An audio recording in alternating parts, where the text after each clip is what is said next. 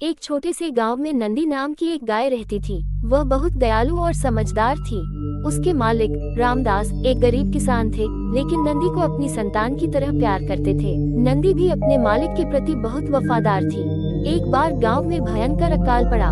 बारिश न होने की वजह से फसलें सूख गई और चारा भी खत्म होने लगा। गांव के कई लोगों ने अपनी गायों को बेच दिया, लेकिन रामदास नंदी को छोड़ने के लिए तैयार नहीं था। एक दिन एक व्यापारी गांव में आया और रामदास से कहा, अगर तुम अपनी गाय मुझे बेच दो तो मैं तुम्हें अच्छे पैसे दूंगा। रामदास ने साफ मना कर दिया, नंदी मेरे परिवार की तरह है, मैं इसे कभी नहीं बेचूंगा। लेकिन धीरे धीरे घर की हालत और खराब होती गई। खाने के लिए भी कुछ नहीं बचा। ये देखकर नंदी को बहुत दुख हुआ। एक दिन नंदी जंगल की ओर चली गई। उसने देखा कि वहाँ एक पुराना कुआं था, जिसमें कुछ सोने के सिक्के पड़े थे। नंदी ने गांव आकर रामदास को इशारों में वहाँ चलने के लिए कहा। पहले तो रामदास समझ नहीं पाया, लेकिन जब वह नंदी के साथ गया तो उसे कुएं में चमकते हुए सिक्के दिखे। गांव के बुजुर्गों ने बताया कि यह पुराने समय का छिपा हुआ खजाना है, जो अब नंदी की वजह से मिला। गांव के लोग खुश हो गए।